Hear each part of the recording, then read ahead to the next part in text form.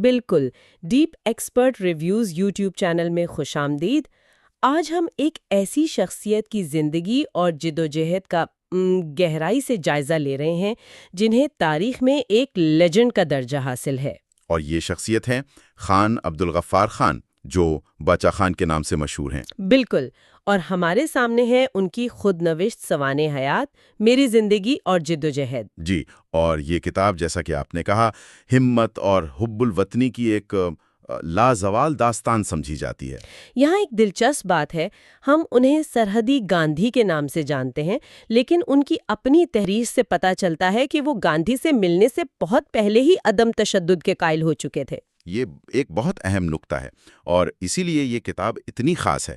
دیکھیے، یہ محض ایک سوانح حیات نہیں ہے، یہ ایک خود نوشت ہے۔ صحیح۔ جیسا کہ کتاب کے پیش لفظ میں جے پرکاش نارائن نے لکھا ہے کہ دوسروں کی لکھی ہوئی سوانح عمریاں تو کئی ہو سکتی ہیں، جی، لیکن خود نوشت صرف ایک ہی ہوتی ہے۔ بالکل، اور جب لکھنے والا خود سچائی کا متلاشی ہو تو وہ اپنی مستند ہونے کی وجہ سے منفرد بن جاتی ہے۔ تو آئیے اسی سچائی کو کھوجتے ہیں، لیکن اس سے پہلے ایک ضروری اعلان کرنا ہے۔ جی، یہ بتانا ضروری ہے کہ یہ آڈیوز مصنوعی ذہانت یعنی AI کے ذریعے تیار کی گئی ہیں۔ ہاں، تو اس لیے ممکن ہے کہ ان میں جنس یعنی جینڈر اور تلفظ کی کچھ غلطیاں ہوں۔ اور یہ بھی کہ یہ گفتگو صرف تعلیمی مقاصد کے لیے ہے اور اس کا دورانیہ تھوڑا طویل ہو سکتا ہے۔ چلیں تو پھر شروع کرتے ہیں۔ باچا خان کے تعارف کا آغاز ہوتا ہے اوتمانزئی گاں سے۔ جی، ان کے والد کا نام بہرام خان تھا۔ باچا خان خود بتاتے ہیں کہ ان کی پیدائش غالباً 1890 میں ہوئی تھی۔ اچھا، وہ یہ کیسے بتاتے ہیں؟ وہ لکھتے ہیں کہ ان کی والدہ کے مطابق جب وہ 11 سال کے تھے تو ان کے بھائی ڈاکٹر خان صاحب کی شادی ہوئی تھی اور وہ سال 1901 کا تھا، تو اس حساب سے 1890 بنتا ہے۔ واہ، کتنی سادگی سے یہ بات بتائی گئی ہے۔ اچھا، ان کے والد ایک بڑے خان یعنی سردار تھے، لیکن کتاب کہتی ہے کہ ان میں سرداری کا غرور بالکل نہیں تھا۔ بالکل نہیں، وہ انتہائی خوش مزاج، خدا طرز اور ہمدرد انسان تھے۔ ایک خاص بات یہ تھی کہ وہ دوسرے خانوں کے برعکس حکومت کے مداح نہیں تھے۔ یعنی انہوں نے کبھی حکمرانوں سے تعلقات قائم کرنے کی کوشش نہیں کی؟ کبھی نہیں، اور یہ اصول صرف ان تک محدود نہیں تھا، یہ ان کے خاندان میں نسل در نسل چلا آ رہا تھا۔ اچھا؟ جی، ان کے دادا سیف اللہ خان نے بھی ہمیشہ غیر ملکی حکمرانوں کے خلاف اپنے مظلوم ہموطنوں کا ساتھ دیا۔ اور ان کے پردادا کا بھی ذکر ہے، عبید اللہ خان کا۔ ہاں، عبید اللہ خان کو تو اس وقت کے درانی حکمرانوں نے ان کی روشن خیالی اور شدید حب الوطنی کی وجہ سے سزائے موت دے دی تھی۔ تو یہ مزاحمت تو ان کے خون میں تھی، یہ کوئی نئی بات نہیں تھی ان کے لیے۔ ایک طرح سے یہ ان کا خاندانی ورثہ تھا۔ انگریزوں کے آنے کے بعد بھی ان کے دادا نے وہی رویہ اپنایا۔ اور یہ اس وقت بہت بڑی بات رہی ہوگی، جبکہ زیادہ تر خان اور سردار انگریزوں سے مراعات لے رہے تھے۔ یقیناً یہ اس پورے نظام سے بغاوت تھی جس سے انگریز اپنے فائدے کے لیے استعمال کر رہے تھے۔ یہاں سے بات واقعی دلچسپ ہو جاتی ہے۔ اس پس منظر میں باچا خان کے والد بہرام خان ایک بہت غیر معمولی کردار کے طور پر سامنے آتے ہیں۔ جی بالکل، وہ ایک طاقتور سردار تھے، لیکن ان کی زندگی کا انداز بالکل مختلف تھا۔ کتاب میں ذکر ہے کہ وہ کہتے تھے، نامعلوم مسافر بھی خدا کا بھیجا ہوا مہمان ہے، اس لیے مجھے خود اس کی خدمت کرنی چاہیے۔ یہ تو حیران کن بات ہے، ایک سردار خود مہمانوں کے لیے کھانا اٹھا رہا ہے۔ یہی تو بات ہے، یہ صرف انکساری نہیں تھی، یہ قیادت کا ایک نیا ماڈل تھا جو طاقت پر نہیں بلکہ خدمت پر مبنی تھا، اور یہی نظریہ باچا خان کو ورثے میں ملا۔ تو اب یہ نوجوان جس کے خون میں مزاحمت اور خدمت کا جذبہ ہے، بڑا ہو رہا ہے۔ کتاب ان کی تعلیم کے بارے میں کیا بتاتی ہے؟ یہاں بھی ایک دلچسپ کشمکش ہے۔ ان کے والد بہرام خان خود تو پڑھے لکھے نہیں تھے، لیکن انہیں جدید تعلیم کی اہمیت کا شدت سے احساس تھا۔ اچھا۔ تو انہوں نے باچا خان اور ان کے بھائی ڈاکٹر خان صاحب دونوں کو پشاور کے ایک مشنری اسکول میں داخل کرایا، جو اس وقت کے ایک پختون سردار کے لیے ایک بہت بڑا قدم تھا۔ تو ایک طرف خاندانی ورثہ ہے جو حب الوطنی سکھا رہا ہے، اور دوسری طرف جدید تعلیم ہے جو برطانوی راج میں ایک کامیاب کیریئر کا راستہ دکھا رہی ہے۔ بالکل، یہی کشمکش ان کی جوانی کا مرکزی نقطہ تھی۔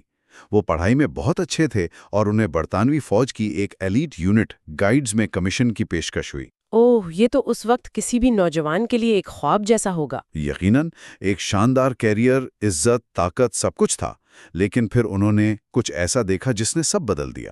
کیا دیکھا انہوں نے؟ انہوں نے ایک انگریز آفیسر کو اپنے ایک ہم وطن سپاہی کی سرعام بے عزتی کرتے دیکھا۔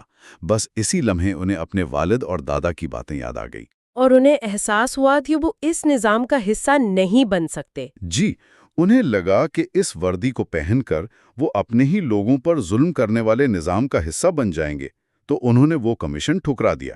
یہ تو بہت بڑا فیصلہ تھا، مطلب ذاتی ترقی اور آرام کو اصولوں پر قربان کر دیا۔ بالکل، اور یہیں سے ان کی زندگی کا اصل سفر شروع ہوتا ہے۔ یہ ان کی پہلی بڑی قربانی تھی۔ تو اس کے بعد انہوں نے کیا کیا؟ پہلے تو انہوں نے علی گڑھ یونیورسٹی جانے کا سوچا، لیکن ان کی والدہ نے انہیں اتنی دور بھیجنے سے انکار کر دیا، تو وہ واپس اپنے گاؤں آ گئے۔ اور پھر انہوں نے فیصلہ کیا کہ اگر وہ خود اعلیٰ تعلیم حاصل نہیں کر سکے تو وہ اپنے لوگوں کے لیے تعلیم کے مواقع پیدا کریں گے۔ انہوں نے ذاتی ناکامی کو ایک اجتماعی مقصد میں بدل دیا۔ یہیں سے ان کی سماجی خدمت کا آغاز ہوتا ہے۔ جی، انہوں نے گاؤں گاؤں میں اسکول کھولنا شروع کیے۔ وہ سمجھتے تھے کہ پشتونوں کی پسماندگی کی سب سے بڑی وجہ جہالت ہے۔ اور یہ آسان نہیں رہا ہوگا، ظاہر ہے۔ بالکل نہیں۔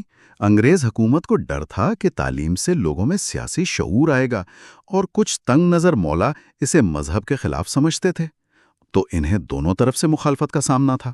تو یہ ان کی جدوجہد کا پہلا میدان تھا، جو سیاسی نہیں بلکہ سماجی اور تعلیمی تھا۔ یقیناً، اور یہیں سے ان کے عدم تشدد کے فلسفے کی جڑیں بھی ملتی ہیں۔ ان کا ماننا تھا کہ اصل طاقت علم میں ہے، کردار کی مضبوطی میں ہے، ہتھیاروں میں نہیں۔ یہ سوچ اس وقت کے پختون معاشرے میں واقعی ایک انقلابی سوچ تھی۔ بالکل۔ تو آج کی گفتگو سے یہ بات بالکل صاف ہو جاتی ہے کہ باچا خان کی شخصیت کو سمجھنے کے لیے ان کے خاندانی پس منظر اور ابتدائی زندگی کو سمجھنا کتنا ضروری ہے۔ ان کی کہانی صرف ایک سیاسی لیڈر کی کہانی نہیں، بلکہ ایک ایسے انسان کی کہانی ہے جس نے اپنا راستہ خود بنایا۔ جی، اور ہم نے آج تو صرف شروعات کی ہے۔ اس کتاب میں ان کی خدائی خدمتگار تحریک، قید و بند کی صحبتیں اور تقسیم ہند پر ان کا موقف، یہ سب وہ ابواب ہیں جو ابھی باقی ہیں۔ اور ہم اس غیر معمولی سفر کے اگلے مراحل پر اپنی آئندہ گفتگو میں ضرور بات کریں گے، لیکن جاتے جاتے ہمارے سننے والوں کے لیے ایک سوال چھوڑے جاتے ہیں۔ جی، کتاب سے یہ ظاہر ہوتا ہے کہ باچا خان کے والد بہرام خان، جو خود پڑھے لکھے نہیں تھے، اپنے بیٹوں کے لیے جدید تعلیم پر بہت زور دیتے تھے۔ اس معاشرے میں جہاں روایت ہی سب کچھ تھی، آخر کس چیز نے انہیں یہ بصیرت دی کہ مستقبل کی جنگ ہتھیاروں سے نہیں بلکہ علم سے لڑی جائے گی؟ یہ واقعی ایک گہرا سوال ہے۔ ہمارے ساتھ رہنے کا شکریہ۔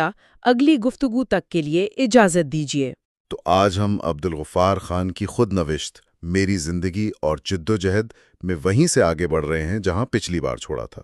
جی، پچھلی گفتگو ان کی ابتدائی زندگی پر تھی، لیکن آج ہم خاص طور پر 1920 کی دہائی پر بات کریں گے۔ یہ وہ اشرہ ہے جس نے ان کی پوری زندگی کا رخ ہی بدل دیا۔ بالکل، اور یہ کوئی تاریخی تجزیہ نہیں ہے، یہ ان کی اپنی کہانی ہے، ان کے اپنے الفاظ میں۔ اور ہمارا مقصد بھی یہی ہے کہ ان کے تجربات سے جو اسباق نکلتے ہیں ان کو سمجھا جائے۔ ہاں، اور 1920 کی دہائی اس لیے بھی بہت اہم ہے کیونکہ یہ ان کا آپ کہیں فارمیٹیو دور تھا، یعنی ان کی شخصیت کی تشکیل کا دور۔ اچھا۔ یہیں ہم دیکھتے ہیں کہ ایک روایتی پشتون رہنما کیسے ناکامیوں سے سیکھتا ہے، قید کی سختیاں جھیلتا ہے، اور پھر آخر میں ایک ایسی تحریک کی بنیاد رکھتا ہے جو اس کے اپنے معاشرے کے اصولوں کو چیلنج کرتی ہے۔ بالکل، یہ صرف واقعات کی فہرست نہیں، یہ ایک پورے نظریے کی پیدائش کی کہانی ہے۔ تو آئیے سفر شروع کرتے ہیں۔ سال تھا 1920 اور ہندوستان میں تحریک ہجرت کا بڑا زور تھا۔ جی، یعنی مسلمان برطانوی راج کو دارالحرب سمجھ کر افغانستان ہجرت کر رہے تھے۔ غفار خان لکھتے ہیں کہ یہ سب ایک مذاق سے شروع ہوا۔ ایک نوجوان عزیز نے تجویز دی اور دیکھتے ہی دیکھتے وہ ایک قومی المیہ میں بدل گئی۔ ہزاروں لوگ اپنا سب کچھ چھوڑ کر نکل پڑے۔ جی، اور اس ناکامی نے غفار خان کو ایک بہت بنیادی سبق سکھایا۔ وہ اپنی کتاب میں لکھتے ہیں کہ اس کے پیچھے انگریزوں کی ایک گہری سازش تھی۔ کیسی سازش؟ حکومت نے آپ سمجھے کہ خفیہ طور پر لوگوں کو ہجرت پر اکسایا۔ اچھا۔ مقصد یہ تھا کہ افغانستان پر مہاجرین کا بوجھ ڈال کر اسے کمزور کیا جائے اور ساتھ ہی ہندوستان کے جو سیاسی کارکن ہیں ان سے بھی جان چھوٹ جائے۔ لیکن غفار خان کے لیے اصل سبق کیا تھا اس میں؟ ان کے لیے اصل بات یہ تھی کہ مسئلہ صرف انگریزوں کی چال نہیں بلکہ اپنی قوم کی اندرونی کمزوری اور لا علمی بھی ہے۔ انہوں نے محسوس کیا کہ باہر کی دنیا کو بدلنے سے پہلے انہیں اپنی قوم کو اندر سے یعنی تعلیم اور شعور کے ذریعے مضبوط کرنا ہوگا۔ اور افغانستان میں ان کا ایک تجربہ تو بہت ہی دلچسپ ہے۔ ان کی ملاقات ہوئی بادشاہ امان اللہ خان سے، جی، اور وہ یہ جان کر حیران رہ گئے کہ بادشاہ کو کئی زبانیں آتی تھیں لیکن اپنی قومی زبان پشتو وہی نہیں آتی تھی۔ بالکل، یہ تو ایسی بات ہے جیسے فرانس کا بادشاہ فرانسیسی نہ جانتا ہو۔ اور غفار خان نے موقع پر ہی کہہ دیا۔ جی، انہوں نے بادشاہ کو مشورہ دیا کہ آپ کو اپنی زبان سیکھنی چاہیے۔ یہی نہیں، جب وہ حبیبیہ کالج گئے تو وہاں بھی طلبہ اپنی زبان سے ناواقف تھے۔ تو یہ وہ لمحہ تھا جب انہیں احساس ہوا کہ ثقافتی شناخت کتنی ضروری ہے۔ بالکل، کہ اگر لوگ اپنی زبان اور تاریخ کو ہی نہیں پہچانیں گے تو اپنی آزادی کی قدر کیسے کریں گے؟ اسی سوچ نے ان کے تعلیمی مشن کو اور پختہ کر دیا۔ تو ہجرت کی ناکامی کے بعد وہ ایک نئے عزم کے ساتھ واپس آئے اور ساری توجہ تعلیم پر لگا دی۔ جی، انہوں نے قبائلی علاقوں میں اسکول کھولنے شروع کیے۔ دیر کے گاؤں خالو میں ایک اسکول کھولا جو اتنا مقبول ہوا کہ بچے دور دور سے آنے لگے۔ لیکن پھر وہی ہوا جس کا ڈر تھا۔ انگریز پولیٹیکل ایجنٹ نے نواب آف دیر پر دباؤ ڈالا اور اسکول کو مسمار کروا دیا گیا۔ اور دیکھیں یہ آج بھی کتنا متعلقہ ہے۔ جب بھی کوئی نچلی سطح پر تعلیمی یا سماجی تبدیلی لانے کی کوشش کرتا ہے تو اسٹیبلشمنٹ اسے اپنے لیے خطرہ سمجھتی ہے۔ لیکن وہ رکے نہیں۔ بالکل نہیں۔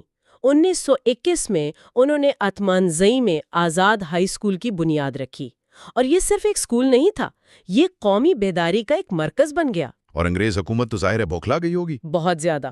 انہوں نے اساتذہ کو دھمکیاں دیں، انہیں بہتر سرکاری نوکریوں کا لالچ دیا، لیکن یہ تحریک چلتی رہی۔ اور اسی قومی بیداری کی قیمت انہیں اپنی آزادی سے چکانی پڑی۔ 1921 میں انہیں گرفتار کر لیا گیا۔ جی، گرفتاری سے پہلے کا ایک واقعہ ان کے عزم کو پوری طرح بیان کرتا ہے۔ کون سا واقعہ؟ ان کے والد نے انہیں بتایا کہ کمشنر نے پیغام بھیجا ہے کہ اپنے بیٹے کو کہو کہ یہ کام چھوڑ دے ورنہ اچھا نہیں ہوگا۔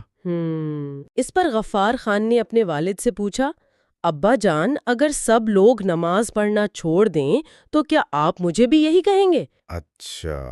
والد نے کہا، خدا نہ کرے، نماز تو فرض ہے۔ اس پر انہوں نے جواب دیا، میرے نزدیک قوم کی خدمت اور تعلیم کا فروغ بھی نماز کی طرح ایک مقدس فرض ہے۔ اور اسی فرض کی قیمت تھی 3 سال کی سخت قید۔ جی، سخت قید۔ وہ پشاور جیل کے حالات کے بارے میں لکھتے ہیں کہ کوٹری اتنی بدبودار تھی کہ سانس لینا مشکل تھا، کھانا ایسا کہ جانور بھی نہ کھائیں۔ اور کپڑوں کا بھی ذکر کرتے ہیں وہ۔ ہاں، کپڑے اتنے تنگ اور چھوٹے کہ ان کے 6 فٹ 3 انچ کے قد پر پورے ہی نہیں آتے تھے، اور روزانہ 20 سیر مکئی ہاتھ کی چکی پر پیسنے کی مشقت الگ تھی۔ تو کیا ان سختیوں کا مقصد صرف سزا دینا تھا یا ان کے نظریے کو توڑنا تھا؟ یقیناً مقصد نظریہ کو توڑنا تھا۔ وہ دیکھنا چاہتے تھے کہ یہ شخص کب جھکتا ہے۔ لیکن وہ جھکے نہیں، بالکل نہیں۔ جیلر گنگا رام نے ان سے رشوت مانگی، انہوں نے انکار کر دیا۔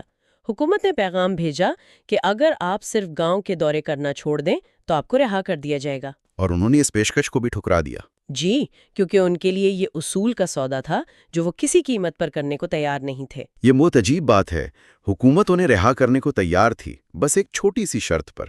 کوئی بھی عام شخص شاید یہ سودا قبول کر لیتا۔ لیکن یہ ضد نہیں تھی، یہ ان کی جد و جہد کا مرکز تھا۔ گاؤں کے دورے ہی تو عوام سے ان کا رابطہ تھے۔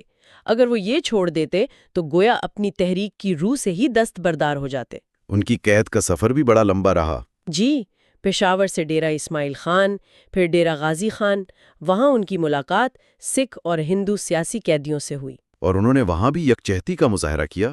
بالکل، جب جیل انتظامیہ نے ہندوؤں کے گاندھی ٹوپی اور سکھوں کے کالی پگڑی پہننے پر پابندی لگائی تو غفار خان نے ان کے ساتھ مکمل یکجہتی کا اظہار کیا۔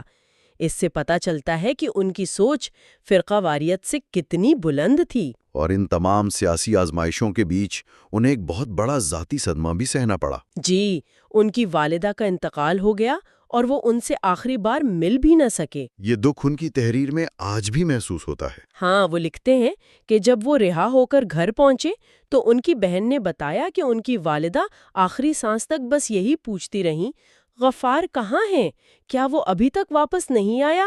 یہ وہ ذاتی قربانیاں ہیں جو اکثر بڑی تحریکوں کی تاریخ میں چھپ جاتی ہیں۔ 1924 میں جب ان کی رہائی کا وقت آیا تو حکومت نے ایک چال چلی۔ جی، عوامی رد عمل سے بچنے کے لیے انہیں کچھ دن پہلے ہی خاموشی سے رہا کر دیا۔ لیکن خبریں تو نہیں چھپتیں۔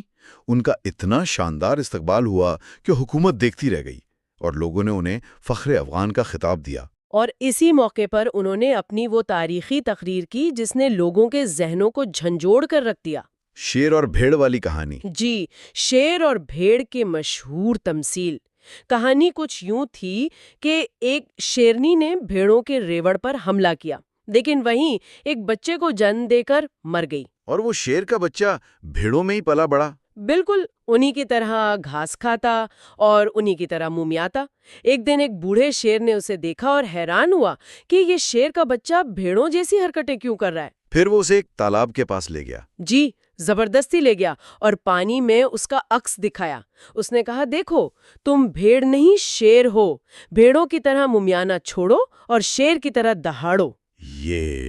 یہ صرف ایک کہانی نہیں، یہ تو سیدھا سیدھا ایک نفسیاتی جھٹکا تھا۔ بالکل، صدیوں کی غلامی اور احساس کمتری میں جکڑے ہوئے لوگوں کو یہ یاد دلانا کہ تمہاری اصل شناخت کیا ہے۔ اور غفار خان نے کہانی کے آخر میں گرج کر کہا، انہوں نے کہا، اے پٹھانوں، تم بھی شیر ہو لیکن غلامی میں رہ کر بھیڑوں جیسی ذہنیت اپنا لی ہے، اٹھو اور شیر کی طرح دہاڑو۔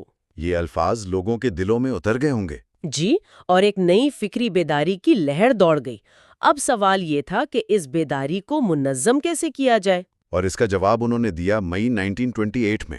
ہاں، جب انہوں نے پشتو زبان میں پشتون نامی جریدے کا آغاز کیا، یعنی پہلے ذہنوں کو جگایا، پھر ان کی تربیت کا سامان کیا۔ یہ ایک بہت سوچا سمجھا قدم تھا۔ جی، بہت اسٹریٹجک قدم تھا۔ اس جریدے کا مقصد صرف خبریں دینا نہیں تھا، بلکہ پشتونوں میں اپنی زبان، ثقافت اور قومی شناخت کا شعور پیدا کرنا تھا۔ اور یہ جریدہ کافی مقبول ہوا۔ نہ صرف ہندوستان بلکہ افغانستان تک میں، اور اس نے شاہ امان اللہ خان کو بھی اپنی زبان پر توجہ دینے کی ترغیب دی۔ تو پشتون جریدوں کے ذریعے انہوں نے فکری بنیاد تو رکھتی تھی، لیکن اب اسے ایک عملی تنظیم کی شکل دینا باقی تھا۔ بالکل، اور اس کا موقع انہیں 1929 میں ملا جب نادر خان نے کابل فتح کیا۔ تب غفار خان نے اتمانزئی میں ایک جلسے سے خطاب کیا۔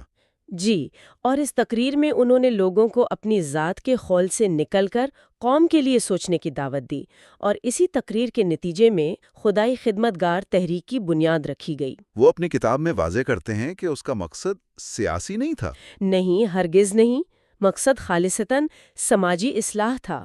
نام بھی بہت سوچ سمجھ کر رکھا گیا، خدا کے خدمتگار، تاکہ پٹھانوں میں خدا کے نام پر اس کی مخلوق کی خدمت کا جذبہ پیدا کیا جائے۔ اور جو حلف ایک خدائی خدمتگار اٹھاتا تھا وہ اس تحریک کے پورے فلسفے کا نچوڑ ہے۔ جی، اس کے کچھ نکات تو آج بھی ذہن کو ہلا دیتے ہیں، جیسے میں تشدد اور انتقام سے مکمل پرہیز کروں گا، اور یہ کہ میں ان لوگوں کو معاف کروں گا جو مجھ پر ظلم کرتے ہیں، میں ہر پختون کو اپنا بھائی سمجھوں گا، میں سادہ زندگی گزاروں گا اور روزانہ کم از کم 2 گھنٹے سماجی خدمت کے لیے وقف کروں گا۔ یہ حلف اپنے آپ میں ایک انقلاب تھا۔ بالکل، ایک ایسے معاشرے میں جہاں بدلہ لینا غیرت کی علامت سمجھا جاتا ہو، جہاں نسلوں تک دشمنیاں چلتی ہوں، وہاں یہ عہد کرنا کہ میں ظالم کو معاف کروں گا، یہ ایک غیر معمولی اور انقلابی قدم تھا۔ تو عدم تشدد کا فلسفہ صرف ایک سیاسی نعرہ نہیں تھا۔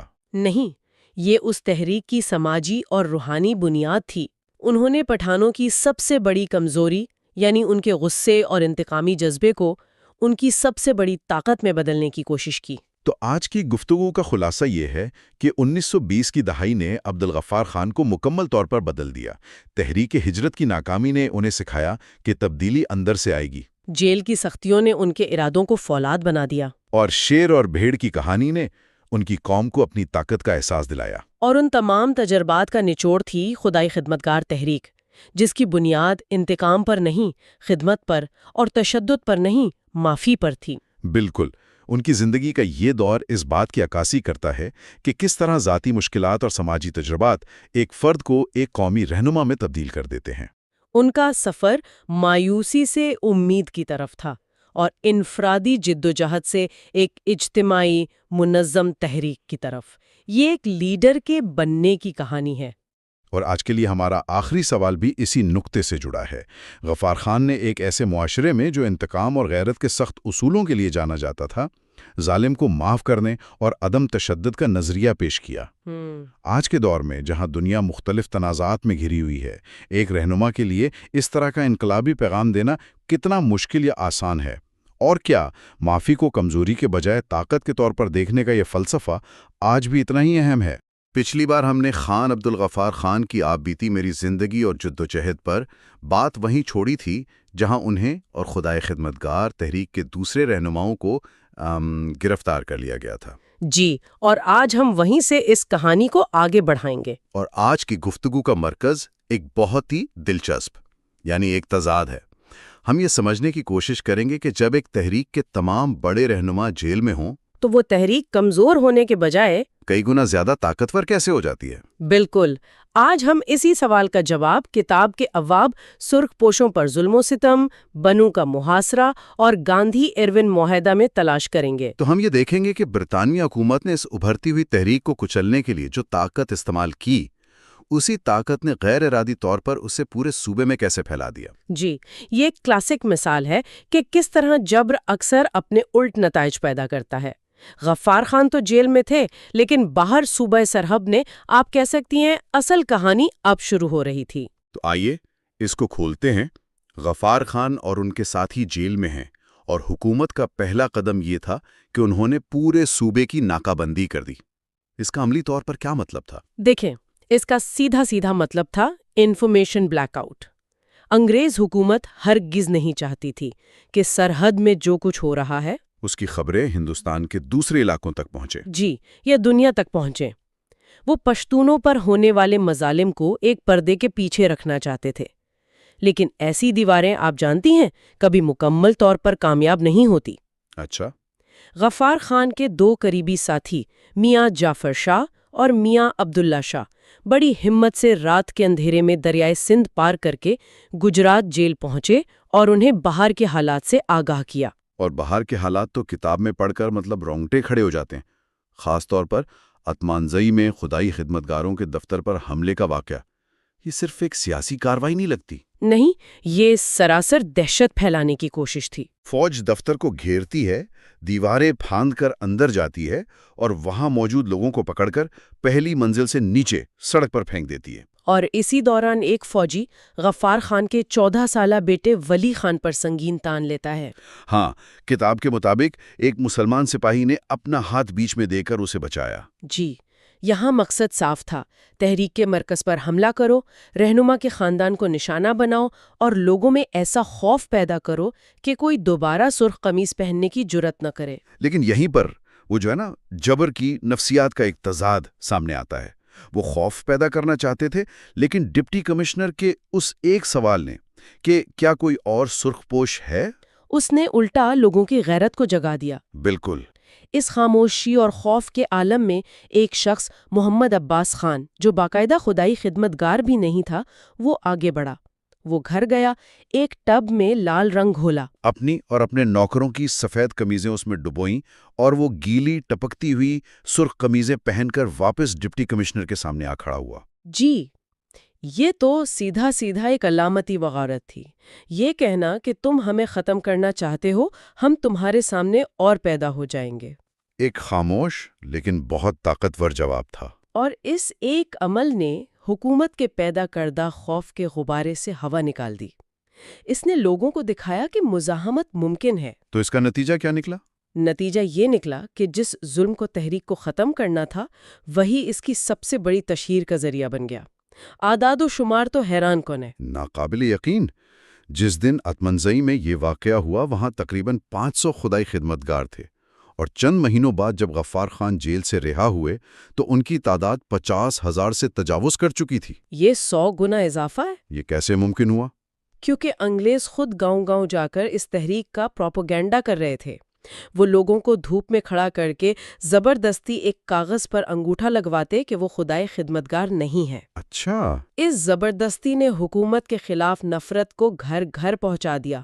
کتاب کا ایک واقعہ تو بہت ہی دلچسپ ہے کون سا؟ کہ ایک گاؤں میں جب ایک آدمی دباؤ میں آ کر انگوٹھا لگا کر گھر واپس آیا تو اس کی بیوی نے اسے گھر میں داخل ہونے سے روک دیا اور کہا کہ تم نے اپنی غیرت بیچ دی، اب میرے پاس مت آنا۔ واہ، یعنی یہ تحریک صرف مردوں کی ایک سیاسی جماعت نہیں رہی تھی، یہ پورے معاشرے، پورے خاندان کی عزت اور غیرت کا سامان بن گئی تھی۔ بالکل، یہ ایک سماجی انقلاب کی شکل اختیار کر رہی تھی۔ یہ تو حیران کن بات ہے کہ عوام کی سطح پر یہ تحریک اتنی مضبوط ہو رہی تھی، لیکن قومی سطح پر وہ بالکل اکیلے کھڑے تھے۔ جی، یہی سب سے بڑا چیلنج تھا۔ تو اس عوامی طاقت کو سیاسی حمایت میں بدلنے کے لیے کوئی تو کوشش کی گئی ہوگی۔ یقیناً غفار خان نے جیل سے ہی اپنے ساتھیوں کو ہدایت کی کہ وہ مدد کے لیے ہندوستان کی بڑی سیاسی جماعتوں سے رابطہ کریں۔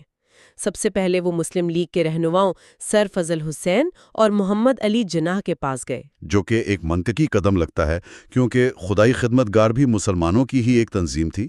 تو مسلم لیگ کا کیا جواب تھا؟ ان کا جواب خدائی خدمتگاروں کے لیے ایک بہت بڑا دھچکا تھا۔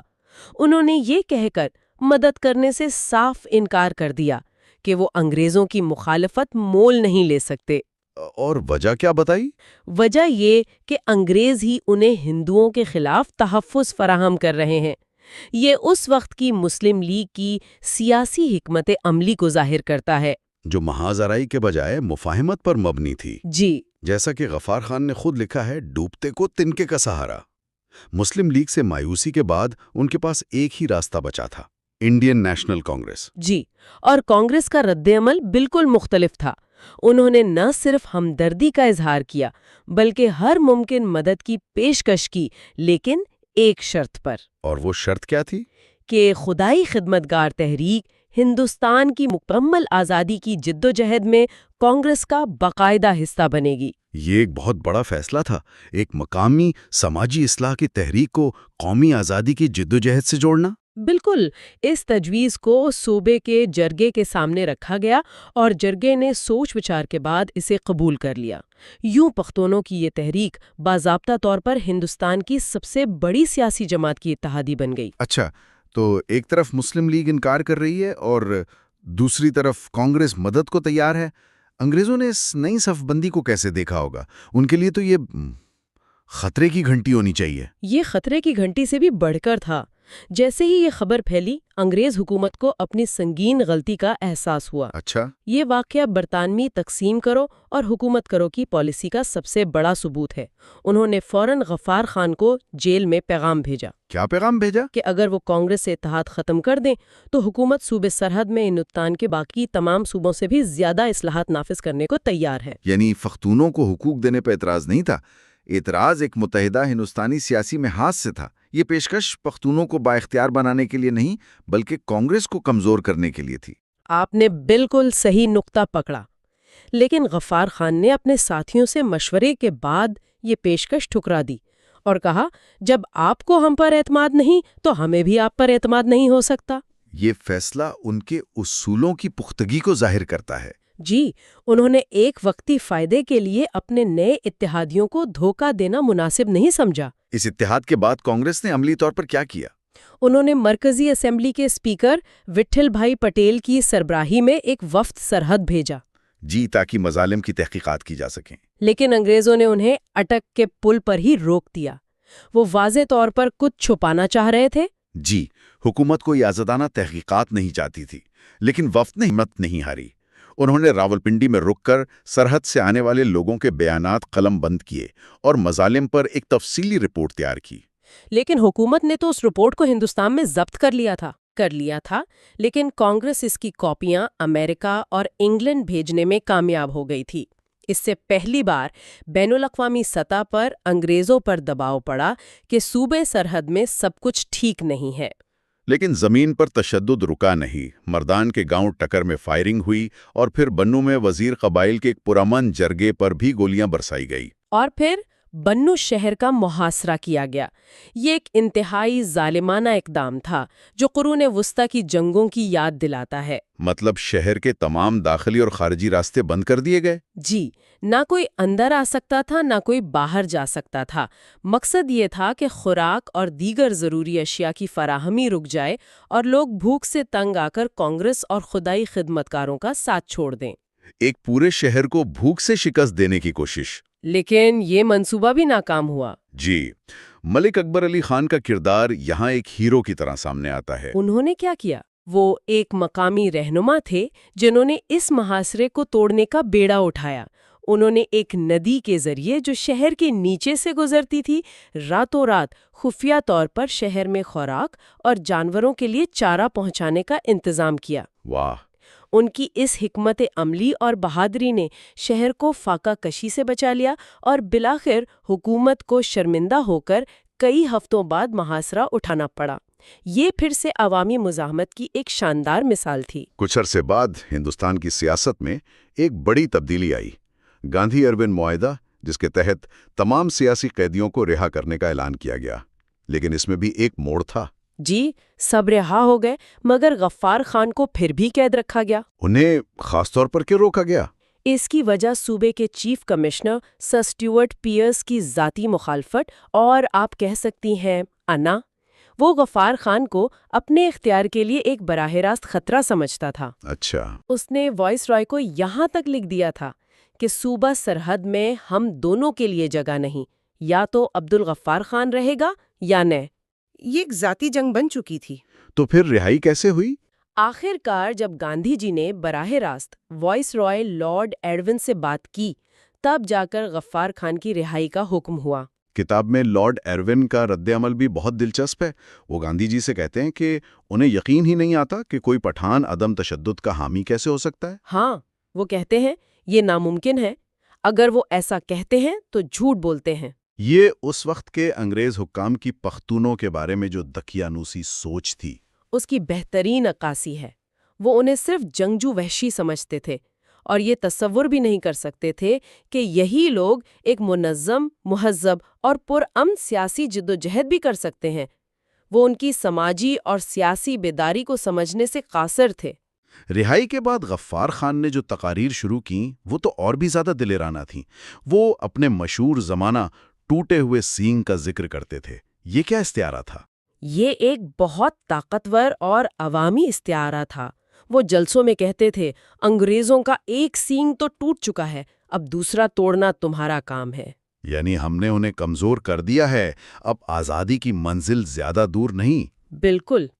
ان تقاریر نے عوام میں زبردست جوش بھر دیا، لیکن انگریز حکام آگ بگولا ہو گئے اور غفار خان کے اپنے کچھ ساتھی بھی گھبرا گئے کہ کہیں ان تقاریر کی پاداش میں انہیں دوبارہ گرفتار نہ کر لیا جائے۔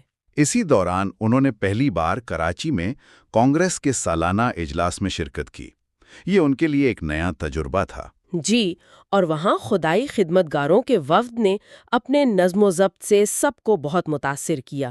وہ اجلاس میں خاموشی سے بیٹھتے، اپنے کام خود کرتے اور کسی پر بوجھ نہیں بنتے تھے۔ اور یہیں ان کی گاندھی جی اور جواہر لال نہرو سے باقاعدہ شناسائی اور دوستی کا آغاز ہوا۔ جی، نہرو سے ان کی پہلی ملاقات کا قصہ تو بہت مشہور ہے۔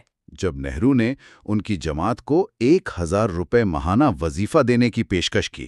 ہاں، اور غفار خان کا جواب ان کی شخصیت اور اصولوں کی پوری کہانی بیان کرتا ہے۔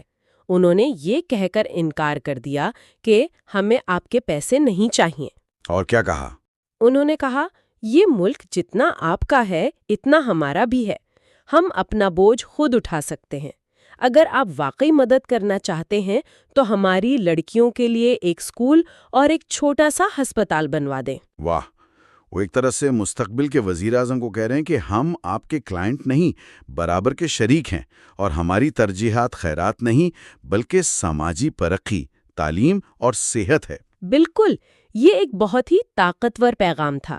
نہرو اس جواب پر پہلے تو کچھ ناراض ہوئے، لیکن بعد میں انہوں نے خود اعتراف کیا کہ اسی واقعے نے ان کے دل میں غفار خان کے لیے بے پناہ عزت پیدا کی، اور یہی ان کی گہری دوستی کی بنیاد بنا۔ اس کے بعد شملہ میں ان کی ملاقاتیں برطانوی افسران سے بھی ہوئیں۔ ایک طرف وہ کانگریس سے دوستی بڑھا رہے تھے اور دوسری طرف اپنے مخالفین سے بھی بات چیت کر رہے تھے۔ جی، فورن سیکرٹری مسٹر ہاؤل اور ہوم سیکرٹری مسٹر ایمرسن سے ملاقاتیں ہوئیں۔ ہاؤل کا رویہ کافی خوشگوار اور دوستانہ تھا، جبکہ ایمرسن نے انہیں دھمکانے کی کوشش کی۔ کس بات پر؟ اس نے غفار خان کی ایک تقریر کا حوالہ دیا جہاں انہوں نے کہا تھا کہ انگریزوں کے چہرے سفید لیکن دل کالے ہیں، اور کہا کہ ایسی باتیں برداشت نہیں کی جائیں گی۔ لیکن سب سے اہم ملاقات نئے چیف کمشنر سر رالف گرفت سے ہوئی۔ وہ تو بہت امید افزا لگ رہی تھی نا؟ بہت زیادہ۔ ایسا لگ رہا تھا کہ شاید کوئی پیش رفت ہونے والی ہے۔ یہ ایک طویل اور تفصیلی ملاقات تھی۔ اس میں کیا بات ہوئی؟ گرفت نے روایتی برطانوی خدشات کا اظہار کیا، قبائلی علاقے، افغانستان اور روس سے ممکنہ خطرات۔ اس پر غفار خان نے ایک بہت ہی بصیرت افروز جواب دیا۔ کیا جواب تھا وہ؟ انہوں نے کہا کہ ان خطرات کا بہترین حل فوج اور قلعے نہیں بلکہ مقامی لوگوں کو تعلیم، ہنر اور حقوق دینا ہے۔ یعنی ایک مضبوط، تعلیم یافتہ اور اپنے ملک سے محبت کرنے والی قوم ہی بہترین دفاع ہے۔ یہ تو بہت جدید سوچ ہے۔ بالکل، انہوں نے کہا کہ اگر آپ لوگوں کو بااختیار بنائیں گے تو وہ اپنے ملک کا دفاع خود کریں گے۔ آپ کو باہر سے فوج لانے کی ضرورت نہیں پڑے گی۔ تو گرفت کا رد عمل کیا تھا؟ کتاب کے مطابق سر راز ان کی باتوں سے بہت متاثر ہوئے اور مسلسل پینسل سے نوٹس لیتے رہے۔ ملاقات کے آخر میں انہوں نے کہا کہ وہ دہلی جا کر وائسرائے سے بات کریں گے۔ یہ تو ایک بہت ہی مثبت اور تعمیری بات چیت لگتی ہے۔ ایک لمحے کو تو امید پیدا ہوتی ہے کہ شاید اب مفاہمت کا کوئی راستہ نکل آئے، لیکن اس ملاقات کا نتیجہ کیا نکلا؟ نتیجہ انتہائی مایوس کن اور چونکا دینے والا تھا۔ سر رالف دہلی گئے، وائسرائے سے ملے، اور وہاں سے واپس آ کر جو پہلا کام انہوں نے کیا وہ یہ تھا کہ 24 دسمبر 1931 کو غفار خان کو گرفتار کر لیا۔ کیا مطلب وہ پوری ملاقات ایک دکھاوا تھی؟ وہ صرف معلومات اکٹھی کر رہے تھے کہ انہیں دوبارہ جیل میں ڈالنے کی تیاری کیسے کی جائے؟ ایسا ہی لگتا ہے۔ یہ گاندھی ارون معاہدے کے بعد پورے ہندوستان میں ہونے والی پہلی گرفتاری تھی۔ اس کے ساتھ ہی صوبہ سرحد میں ظلم و ستم کا ایک نیا اور پہلے سے بھی زیادہ شدید دور شروع ہو گیا۔ یہ تو برطانوی راج کی دوہری پالیسی کو بالکل واضح کرتا ہے۔ جی، ایک طرف مقامی افسر بظاہر مفاہمت اور اصلاحات کی بات کرتا ہے، لیکن مرکزی حکومت کی حتمی پالیسی ہمیشہ جبر اور کنٹرول کی ہی رہتی ہے۔ انہیں ایک بااختیار اور منظم پختون قوم کسی صورت قبول نہیں تھی۔ تو ہم آج کی گفتگو کو ایک بار پھر غفار خان کی گرفتاری پر ختم کر رہے ہیں۔ یہ امید اور جبر کا ایک نہ ختم ہونے والا سلسلہ لگتا ہے۔ جی، آج ہم نے دیکھا کہ کس طرح ظلم نے تحریک کو کمزور کرنے کے بجائے مزید مقبول بنایا، کس طرح سیاسی تنہائی نے ایک اہم اتحاد کو جنم دیا، اور ذاتی سطح پر کن خطرات اور قربانیوں کا سامنا کرنا پڑا۔ جی، اور اس سارے تذکرے سے وہی بنیادی سوال پھر ابھرتا ہے جس پر ہم نے شروع میں بات کی تھی۔ کون سا سوال؟ ایک ایسی ثقافت جو اپنی جنگی روایات، بدلے اور غیرت کے لیے جانی جاتی ہے، اس نے انتہائی اشتعال انگیزی اور ظلم کے باوجود عدم تشدد کے اصول کو اتنے نظم و ضبط کے ساتھ کیسے اپنائے رکھا؟ یہ سوال پختون ولی کے ضابطہ اخلاق اور عدم تشدد کے فلسفے کے درمیان ایک گہرے اور اکثر نظر انداز کیے جانے والے تعلق پر غور کرنے کی دعوت دیتا ہے، جسے شاید انگریز حکام کبھی سمجھ ہی نہیں پائے۔ آج کے لیے بس اتنا ہی۔ اگلی نشست میں ہم ان کی اس گرفتاری کے بعد کے واقعات اور جدوجہد کے اگلے مرحلے کا جائزہ لیں گے۔ خوش آمدید۔ اچھا، پچھلی نشست میں ہم نے خان عبدالغفار خان، جنہیں سب محبت سے باچا خاں کہتے ہیں، ان کی زندگی پر بات شروع کی تھی۔ جی، اور ہم نے خدائی خدمتگار تحریک کی بنیاد پر بات کی تھی کہ وہ کیسے ایک سماجی اصلاحی تحریک کے طور پر شروع ہوئی۔ بالکل، تو آج ہم وہیں سے گفتگو کو آگے بڑھائیں گے جہاں ہم نے اسے چھوڑا تھا، اور آج کا سوال یہ ہے کہ جب اس تحریک کے سامنے دو راستے آئے، تشدد اور عدم تشدد، تو اس نے کون سا راستہ چنا اور اس کی کیا قیمت چکانی پڑی؟ اور دیکھیں، اس گہری کھوج کی بنیاد ایک بار پھر خان عبدالغفار خان کی اپنی خود نوشت میری زندگی اور جدوجہد ہے۔ تو یہ سب ان کی اپنی یادداشتیں ہیں، ان کا اپنا نقطہ نظر ہے۔ جی، یہ بہت اہم نقطہ ہے۔ اس سے ہمیں ان کے ذہن میں جھانکنے کا موقع ملتا ہے۔ بالکل۔ تو آج ہمارا مقصد عدم تشدد کے اس فلسفے کی گہرائی، اس راہ میں آنے والی ناقابل تصور مشکلات اور ان ذاتی تجربات کو سمجھنا ہے جنہوں نے باچا خان کے عزم کو آپ کہہ سکتے ہیں کہ فولاد بنا دیا۔ اچھا، تو آئیے اس دور کے منظرنامے سے شروع کرتے ہیں۔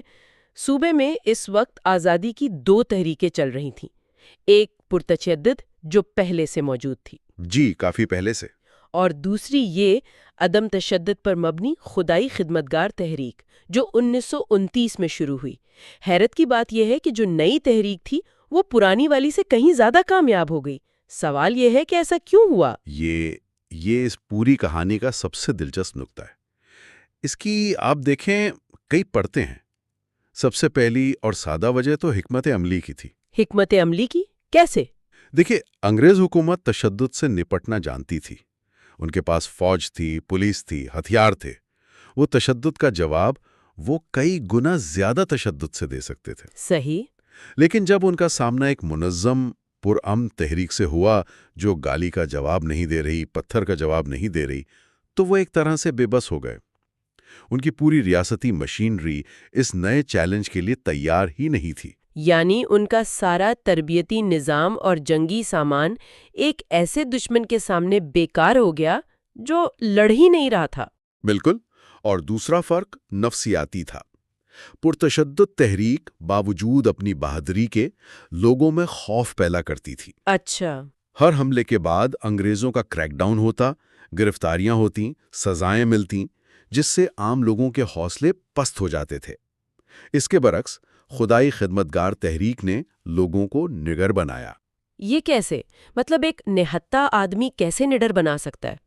جب ایک نہتہ شخص سینہ تان کر گولی کے سامنے کھڑا ہو جاتا ہے اور خوف کا اظہار نہیں کرتا، تو یہ دیکھنے والوں کو خوفزدہ نہیں کرتا، یہ انہیں ہمت اور حوصلہ دیتا ہے۔ تو یہ صرف حکمت عملی کا فرق نہیں تھا، یہ تو بالکل بنیادی نظریے کا فرق تھا۔ ایک طرف نفرت، دوسری طرف محبت۔ جی، جیسا کہ باچا خان خود کتاب میں لکھتے ہیں، حقیقت یہ ہے کہ تشدد نفرت سے پیدا ہوتا ہے اور عدم تشدد محبت سے۔ اور اس کا عملی اثر بھی ہوا ہوگا پھر؟ بہت زیادہ، خاص طور پہ جب انگریزوں نے اپنی سب سے ظالمانہ پالیسی استعمال کی، اجتماعی سزا کی۔ اچھا، یعنی اگر ایک شخص کوئی کارروائی کرے تو سزا پورے گاؤں کو ملے گی، یہ کیا بات ہوئی؟ پورے گاؤں کو، کبھی کبھی تو پورے ضلع کو۔ اگر کوئی ایک شخص کسی انگریز کو قتل کرتا تو اس پورے علاقے پر بھاری جرمانے لگتے، بے گناہوں کی جائیدادیں ضبط ہو جاتی۔ اسی ظلم نے لوگوں کو پرتشدد راستے سے دور کر دیا۔ کیونکہ اس کی قیمت عام لوگ چکا رہے تھے، اپنے ہی لوگ۔ بالکل، لوگوں نے محسوس کیا کہ اس راستے پر چل کر وہ اپنے ہی بھائی بندوں کو مصیبت میں ڈال رہے ہیں۔ اس کے مقابلے میں خدائی خدمتگار تحریک نے ہمیشہ عوام کی حفاظت کو ترجیح دی۔ تو ایک طرف یہ عدم تشدد کی تحریک مقبول ہو رہی تھی اور دوسری طرف انگریزوں کی پریشانی بڑھ رہی تھی۔ وہ سوچ رہے تھے کہ اس پرامن خطرے سے کیسے نمٹا جائے۔ جی، اور ان کا جواب، جیسا کہ کتاب میں بتایا گیا ہے، بڑا عجیب ہے۔ وہ کہتے تھے کہ ایک عدم تشدد پر یقین رکھنے والا پٹھان ایک پرتشدد پٹھان سے زیادہ خطرناک ہے۔ یہ تو بڑی دلچسپ بات ہے۔ ایک عدم تشدد والا زیادہ خطرناک کیوں؟ دیکھیں، یہ جملہ ان کے خوف اور الجھن کا خلاصہ ہے۔ وہ صدیوں سے پٹھانوں کو ایک جنگجو، غیزیلی قوم کے طور پر دیکھتے آئے تھے۔ وہ اس تقیانوسی تصور سے نمٹنا جانتے تھے، لیکن ایک پرامن، منظم پٹھان جو گالی سن کر مسکرا دے، یہ ان کے لیے ایک معمہ تھا۔ تو پھر انہوں نے کیا کیا؟ ان کی پوری کوشش، ان کی حکمت عملی کا محور یہ تھا کہ کسی طرح خدائی خدمتگاروں کو تشدد پر اکسایا جائے۔ بالکل، تاکہ انہیں یہ کہنے کا موقع مل جائے کہ دیکھا، یہ بھی ویسے ہی وحشی ہیں، اور پھر وہ اپنی پوری طاقت سے انہیں کچل سکیں۔ لیکن جب یہ چال کامیاب نہیں ہوئی تو پھر ان کا غصہ ظلم کی صورت میں سامنے آیا۔ کتاب میں کچھ ایسے واقعات ہیں جنہیں پڑھ کر روح کانپ جاتی ہے۔ جی، وہ بہت ہولناک ہیں۔ مثال کے طور پر 4 صدا میں خدائی خدمتگاروں کو پکڑ کر سر عام برہنہ کیا گیا۔ ان کے اعضائے مخصوصہ کے گرد پھندا ڈال کر اسے اتنی زور سے کھینچا جاتا کہ وہ درد سے بے ہوش ہو جاتے، اور پھر انہیں پیشاب اور فضلے سے بھرے ٹبلے پھینک دیا جاتا تھا۔ پڑھنا اور بیان کرنا بھی مشکل ہے۔ اور یہ کوئی ایک واقعہ نہیں تھا، یہ ایک منظم پالیسی تھی۔ منظم پالیسی؟ جی، کوہاٹ میں جنوری کی شدید ٹھنڈ میں قیدیوں کو برفیلے پانی میں ڈبکیاں لگوائی جاتیں۔ ہری پور جیل میں 10 سے 12 ہزار قیدی تھے، اور ہر شخص کے حصے میں صرف ایک کمبل اور دن میں ایک چپاتی آتی تھی۔ یعنی ظلم کی کوئی حد نہیں تھی؟ کوئی حد نہیں۔ جو سوچ سکتے تھے وہ کیا۔ پڑھے لکھے عزت دار لوگوں کو سرعام کوڑے مارے جاتے اور جانوروں کی طرح تیل کے کوہلوں میں جوت دیا جاتا۔ تو اس سب کے بیچ میں جب تحریک عروج پر تھی اور ظلم بھی، انگریزوں نے تحریک کے سر یعنی لیڈر کو ہی نشانہ بنایا ہوگا؟ ظاہر ہے، بالکل۔ اسی ظلم و ستم کے دوران 24 دسمبر 1931 کو باچا خان اور ان کے بھائی ڈاکٹر خان صاحب کو گرفتار کر لیا گیا۔ اچھا۔ اور ان کی گرفتاری اور جیل تک کا سفر خود ایک عجیب کہانی ہے۔ انہیں ایک اسپیشل ٹرین میں لے جایا جا رہا تھا۔ سفر کے دوران ایک پختون پولیس آفیسر اس قدر ڈرا ہوا تھا کہ وہ ایک اخبار لانے کی ہمت نہ کر سکا۔ اپنے ہی لوگوں سے اتنا خوف؟ جی، کہ کہیں انگریز آقا ناراض نہ ہو جائیں۔ ایک پنجابی افسر تھا جس کی ڈیوٹی بس اتنی تھی کہ کوئی کھڑکی کھولے تو وہ فوراً اسے بند کر دے۔ یہ ایک عجیب تضاد ہے نا، کہ اپنے ہی ہم وطن زیادہ سختی کر رہے تھے۔ اور یہی تضاد آگے جا کر اور بھی واضح ہوتا ہے۔ جب ٹرین متحدہ صوبے میں داخل ہوئی تو انہیں ایک انگریز افسر کے حوالے کیا گیا۔ اس نے آتے ہی باچا خان سے پوچھا کہ آپ اتنی دیر سے بیٹھے، نیچے اتر کر اپنی ٹانگیں سیدھی کیوں نہیں کر لیتے؟ واہ!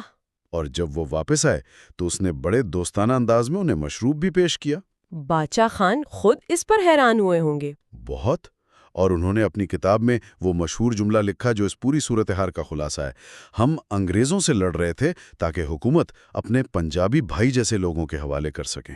یہ تو بہت گہری بات ہے۔ کیا؟ اور وہاں بھی ان کا استقبال ایک عجیب طریقے سے ہوا۔ بالکل۔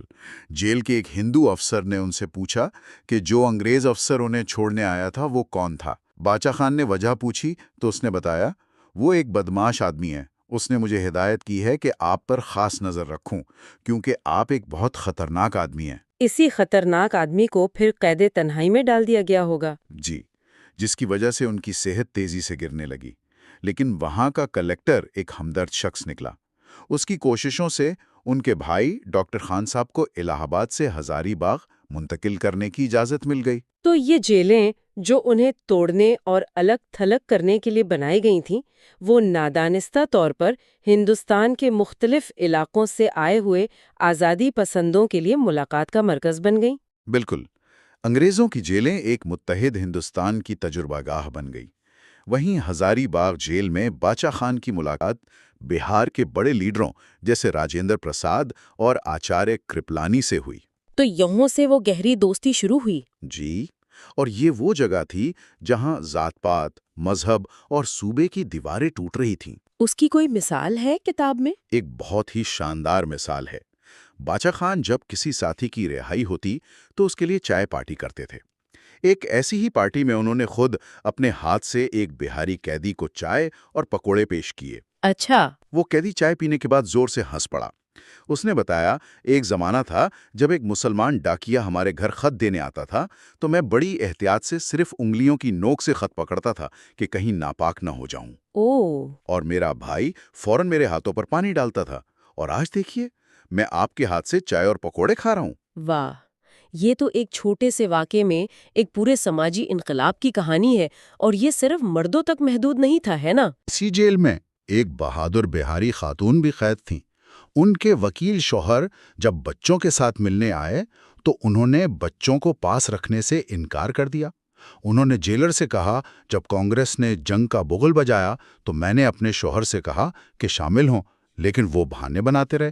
جب میں نے دیکھا کہ وہ حصہ نہیں لینا چاہتے تو میں نے خود گرفتاری دے دی تاکہ ہمارے خاندان کی طرف سے بھی کوئی نمائندگی ہو۔ کمال ہے۔ اچھا، 3 سال کی اس قید کے بعد جب باچا خان رہا ہوئے تو ان پر ایک عجیب پابندی لگا دی گئی، وہ اپنے ہی صوبے میں داخل نہیں ہو سکتے تھے۔ جی، صوبے سرحد اور پنجاب میں داخلے پر پابندی تھی، اس لیے وہ وردھا چلے گئے اور گاندھی جی کے پاس قیام کیا۔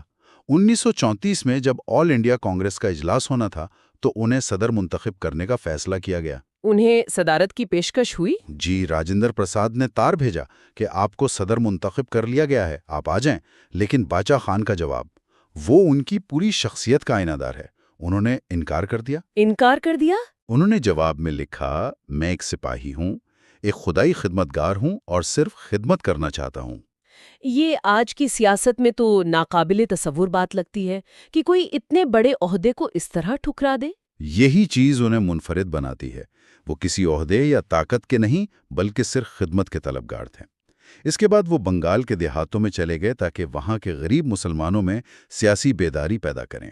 اور پھر انہیں دوبارہ گرفتار کر لیا گیا، اس بار کس الزام میں؟ اس بار کی گرفتاری تو اور بھی مضحکہ خیز تھی۔ بامبے میں انڈین کرسچن ایسوسیشن میں ایک تقریر کے بعد انہیں دوبارہ گرفتار کر لیا گیا۔ تقریر پر؟ جی، الزام یہ تھا کہ انہوں نے اپنی تحریک اور اپنے ساتھ ہونے والے واقعات کے بارے میں سچ بتایا تھا۔ باچا خان لکھتے ہیں کہ انہیں اس دن معلوم ہوا کہ برطانوی قانون کے تحت سچ بولنا بھی ایک جرم تھا۔ تو جب ہم آج کی اس پوری گفتگو کو سمیٹتے ہیں تو ایک واضح تصویر سامنے آتی ہے۔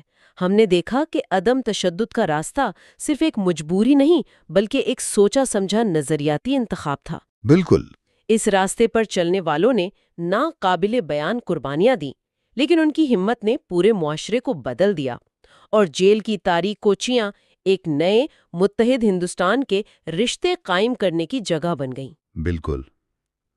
قید و بند اور جدوجہد کی یہ تجربات الگ تھلگ واقعات نہیں تھے۔ یہ وہ بھٹی تھی جس میں خدائی خدمتگار تحریک اور اس کے رہنما تب کر کندن بنے۔ یہ پچھلی گفتگو کا ایک منطقی تسلسل ہے۔ جی۔ پہلے ہم نے تحریک کی بنیاد پر بات کی تھی، اور آج ہم نے اس کی نظریاتی پختگی اور اس کے لیے دی گئی قربانیوں کو دیکھا۔ ان آزمائشوں نے عدم تشدد کے فلسفے کی طاقت کو دنیا کے سامنے ثابت کر دیا۔ ہم نے ذاتی اور فلسفیانہ بنیادوں کو سمجھ لیا ہے۔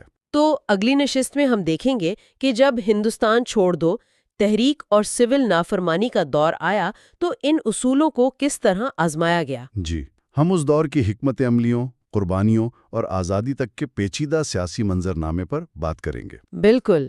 اور آج کی گفتگو کے اختتام پر ہم سامعین کے لیے ایک سوال چھوڑے جاتے ہیں۔ جیسا کہ ہم نے سنا، انگریز ایک عدم تشدد والے پٹھان کو ایک پرتشدد پٹھان سے زیادہ خطرناک سمجھتے تھے۔ یہ سوچنے کی بات ہے کہ آخر کیوں ایک نظریہ منظم، نڈر اور عدم تشدد پر مبنی مزاحمت کا نظریہ ایک طاقتور سلطنت کے لیے توپوں اور بندوقوں سے زیادہ بڑا خطرہ بن سکتا تھا۔ خوش آمدید۔ پچھلی نشست میں ہم نے خدائی خدمتگار تحریک کے نظریے اور اس کی بنیادوں پر جو بات کی تھی، آج وہیں سے اس کہانی کو آگے بڑھائیں گے۔ جی بالکل۔ آج ہم ایک بہت ہی نازک دور پر بات کریں گے جب دوسری جنگ عظیم کے بادل ہندوستان پر چھائے ہوئے تھے اور تقسیم کی سیاست اپنے عروج پر تھی۔ اور ہم خان عبدالغفار خان کی خود نوشت میری زندگی اور جدوجہد کی روشنی میں یہ دیکھیں گے کہ انہوں نے اس طوفانی دور کا مقابلہ کیسے کیا۔ بالکل، اور مقصد صرف واقعات دہرانا نہیں بلکہ یہ سمجھنا ہے کہ سیاسی بساط پر بادشاہ خان کو کن اندرونی اور بیرونی دباؤ کا سامنا کرنا پڑا۔ خاص طور پر یہ جاننا بہت اہم ہے کہ کانگریس جو ان کی سب سے بڑی اتحادی تھی، اس کے ساتھ تعلقات میں وہ مایوسی اور بیگانگی کیوں پیدا ہوئی۔ صحیح۔ تو آئیے وہیں سے شروع کرتے ہیں جہاں خطرہ صرف سیاسی نہیں رہا تھا بلکہ ایک طرح سے عسکری بھی نظر آنے لگا۔ جب جاپانی فوجیں برما تک پہنچ گئیں تو بادشاہ خان کی پہلی فکر کیا تھی؟ دیکھیں، یہ نقطہ ان کی دور اندیشی کو سمجھنے کے لیے بہت اہم ہے۔ جب جاپانی حملے کا خطرہ حقیقی لگانا تو ان کا دھیان دہلی یا لندن پر نہیں گیا۔ اچھا؟ ان کا دھیان گیا اپنے لوگوں کی طرف، خاص طور پر قبائلی علاقوں کے پختونوں کی طرف۔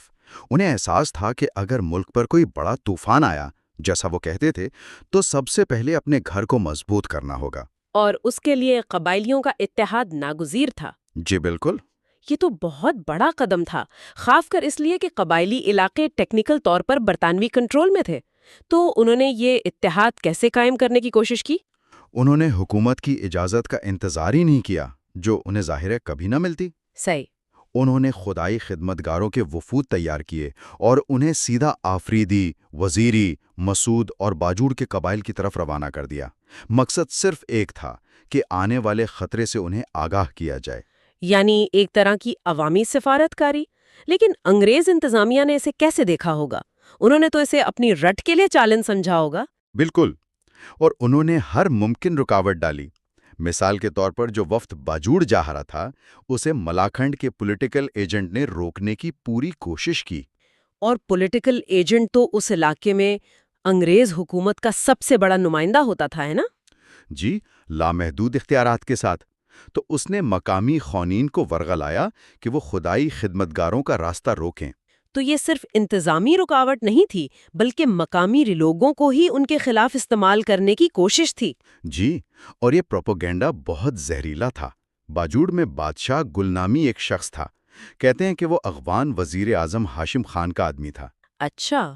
اس نے یہ افواہ پھیلانا شروع کر دی کہ بھئی یہ سرخ پوش تو ہندو ہیں اور ان کافروں کو قتل کرنا ثواب کا کام ہے۔ یہ تو بہت ہی خطرناک الزام تھا۔ ایک ایسی تحریک جس کی بنیاد ہی اسلام اور خدمت پر تھی، اسے کافر قرار دینا۔ جی، اور اسی کا رد عمل بھی بہت دلچسپ ہے۔ کیا ہوا تھا؟ اسی پروپیگنڈے سے متاثر ہو کر کچھ نوجوانوں نے منصوبہ بنایا کہ وہ ان خدائی خدمتگاروں پر نشانہ بازی کی مشق کریں گے۔ اوہ خدایا! لیکن گاؤں کے کچھ بزرگوں نے انہیں روکا۔ انہوں نے کہا کہ بھئی کم از کم پہلے ان کی بات تو سن لو کہ وہ ہیں کون اور چاہتے کیا ہیں۔ اور جب انہوں نے بات کی تو کیا ہوا؟ جب بزرگ وفد کے پاس پہنچے تو وفد میں ایک مشہور شاعر تھے، عبد الملک استاد۔ وہ کھڑے ہوئے اور انہوں نے بہت سادہ مگر گہرے الفاظ میں جواب دیا۔ کیا کہا انہوں نے؟ انہوں نے کہا، ہم تمہارے بھائی ہیں، خدا کے خادم۔ بادشاہ خان نے ہمیں صرف یہ بتانے بھیجا ہے کہ ملک پر ایک بڑا طوفان آنے والا ہے، کہیں تم اس میں بہہ نہ جاؤ۔ صرف اتنا سا جملہ؟ جی، صرف اتنا، اور ان الفاظ میں ایسی سچائی اور خلوص تھا کہ لوگوں کے دلوں پر گہرا اثر ہوا۔ یعنی جنہوں نے حملہ کرنے کا سوچا تھا وہ شرمندہ ہو گئے۔ بالکل، اور بزرگوں نے انہیں سخت سرزنش کی۔ یہ واقعہ بتاتا ہے کہ ان کا پیغام کتنا طاقتور تھا کہ وہ بندوقوں اور پروپیگنڈے کا مقابلہ صرف سچائی سے کر رہے تھے۔ یہ حیرت انگیز ہے۔ لیکن سوال یہ ہے کہ کیا یہ زمینی حمایت قومی سطح کی سیاست میں بھی نظر آئی، خاص طور پر 1945-46 کے اہم انتخابات میں؟ یہ ایک بہت دلچسپ مرحلہ ہے۔ بادشاہ خان اپنی کتاب میں لکھتے ہیں کہ وہ خود تو ان انتخابات کے حق میں نہیں تھے۔ اچھا، وہ کیوں؟ ان کا خیال تھا کہ یہ سب ایک دھوکہ ہے، اگر انگریزوں نے اختیارات ہی نہیں دینے تو پھر وزارتیں لے کر کیا فائدہ؟ بالکل، لیکن پھر جب انہوں نے دیکھا کہ انگریز افسران اور یہاں تک کہ ان کی بیگمات بھی کھلے عام مسلم لیگ کے لیے مہم چلا رہی ہیں۔ ایک منٹ، ان کی بیگمات بھی؟ جی، تب انہیں احساس ہوا کہ یہ صرف انتخاب نہیں بلکہ ان کی تحریک کو ختم کرنے کی ایک منظم کوشش ہے۔ تب انہوں نے فیصلہ کیا کہ نہیں، یہ میدان خالی نہیں چھوڑنا۔ اور مسلم لیگ کی مہم کا بنیادی نعرہ کیا تھا؟ سنا ہے کہ وہ بہت مذہبی نوعیت کا تھا۔ ان کی مہم کا پورا محور ایک سوال پر تھا، ووٹ مسجد کو دو گے یا مندر کو؟ یعنی یہ انتخاب دو سیاسی جماعتوں کے درمیان تھا ہی نہیں؟ نہیں، یہ اسلام اور کفر کے درمیان ایک انتخاب بنا دیا گیا تھا۔ یہ تو ایک ناقابل یقین حد تک سادہ اور خطرناک تقسیم ہے۔ اس نے تو خدائے خدمتگاروں کی اپنی مسلم شناخت کو ہی نظر انداز کر دیا ہے نا؟ بالکل، یہی تو مقصد تھا۔ لیکن بادشاہ خان کے مطابق پختون عوام سیاسی طور پر اتنے باشعور ہو چکے تھے کہ وہ اس پروپیگنڈے میں نہیں آئے۔ وہ سمجھتے تھے کہ ان کی تحریک اسلام کے خلاف نہیں بلکہ ظلم کے خلاف ہے۔ اور اسی شعور کی وجہ سے انہوں نے بھاری اکثریت سے کامیابی حاصل کی۔ جی، بھاری اکثریت سے جیتے اور حکومت بنائے۔ تو انہوں نے انتخابات میں اپنی مقبولیت ثابت کر دی، لیکن صرف ایک سال بعد 1947 میں ان پر ایک ریفرنڈم مسلط کر دیا گیا۔ اس پر ان کا کیا رد عمل تھا؟ یہ تو ان کی جیتی ہوئی اسمبلی کی توہین تھی۔ انہوں نے اسے صرف توہین نہیں بلکہ پوری پختون قوم کی تذلیل قرار دیا۔ ان کا موقف بہت واضح اور منطقی تھا۔ کیا تھا ان کا موقف؟ وہ یہ تھا کہ بھئی اگر ہندوستان کی باقی تمام صوبائی اسمبلیوں کو یہ حق دیا گیا ہے کہ وہ ہندوستان یا پاکستان کا انتخاب کریں، تو صرف صوبہ سرحد کی اسمبلی کو اس حق سے محروم کیوں کیا جا رہا ہے؟ تو وہ کیا چاہتے تھے؟ ان کا مطالبہ کیا تھا؟ ان کا کہنا تھا کہ اگر ریفرنڈم کرانا اتنا ہی ضروری ہے تو اس میں 2 نہیں 3 آپشنز ہونے چاہیے۔ سوال صرف ہندوستان یا پاکستان کا نہ ہو بلکہ پختونستان یا پاکستان کا آپشن بھی دیا جائے۔ جی بالکل، کہ پختونوں کو اپنی آزاد حیثیت کا فیصلہ کرنے کا موقع تو ملنا چاہیے۔ اور یہ وہ لمحہ تھا جب انہیں اپنے سب سے بڑے اتحادی یعنی انڈین نیشنل کانگریس کی سب سے زیادہ ضرورت تھی۔ کانگریس نے کیا کیا؟ اور یہی ان کی سیاسی جدوجہد کا سب سے بڑا المیہ ہے۔ بادشاہ خان نے اپنی کتاب میں جس دکھ اور افسوس کے ساتھ اس واقعے کا ذکر کیا ہے وہ پڑھنے والے کو ہلا کر رکھ دیتا ہے۔ کیا لکھا ہے انہوں نے؟ وہ لکھتے ہیں کہ کانگریس ورکنگ کمیٹی نے ان کی مدد کے لیے ایک انگلی تک نہیں ہلائی۔ ان کے الفاظ تھے کہ انہوں نے ہمیں ہمارے دشمنوں یعنی بھیڑیوں کے حوالے کر دیا۔ یہ بہت سخت الفاظ ہے۔ کیا ان کے پاس اس دوہرے معیار کی کوئی مثال تھی؟ جی، انہوں نے آسام کی مثال دی۔ جب کیبنٹ مشن پلان کے تحت آسام کو بنگال کے ساتھ گروپ کرنے کی تجویز آئی تو آسام کے کانگریسی وزیر اعلیٰ نے اسے ماننے سے انکار کر دیا۔ اور کانگریس نے ان کی حمایت کی؟ بھرپور حمایت کی اور کہا کہ ہم کسی صوبے کو اس کی مرضی کے خلاف مجبور نہیں کریں گے۔ لیکن جب پختونوں کا معاملہ آیا تو وہی کانگریس مکمل طور پر خاموش ہو گئی۔ کیا یہ تقسیم کی راہ ہموار کرنے کے لیے ایک سوچا سمجھا سیاسی قدم تھا، چاہے اس کے لیے ایک وفادار اتحادی کو قربانی کیوں نہ کرنا پڑے؟ بظاہر تو یہ ایک سوچا سمجھا فیصلہ ہی لگتا ہے۔ اس وقت تک کانگریس کی قیادت تقسیم کے حقیقت کو تسلیم کر چکی تھی اور شاید وہ صوبہ سرحد کے معاملے کو مزید پیچیدہ نہیں بنانا چاہتی تھی۔ لیکن بادشاہ خان کے لیے یہ اصولوں پر ایک سمجھوتا تھا، ایک دھوکہ تھا۔ بالکل۔ یہ مایوسی تو واضح ہے، لیکن کیا اس سے پہلے کابینہ مشن کے مذاکرات کے دوران کوئی امید کی کرن نظر آئی تھی؟ ایک بہت ہی مختصر لمحے کے لیے ایسا لگا تھا۔ شملہ میں مذاکرات کے دوران نہرو اور جناح ایک 3 رکنی کمیٹی بنانے پر راضی ہو گئے تھے جو دونوں جماعتوں کے اختلافات کو حل کرتی۔ یہ تو ایک بڑی پیش رفت تھی۔ پھر غلط کیا ہوا؟ اگلے ہی دن جب کانفرنس دوبارہ شروع ہوئی تو جناح صاحب اس معاہدے سے صاف مکر گئے۔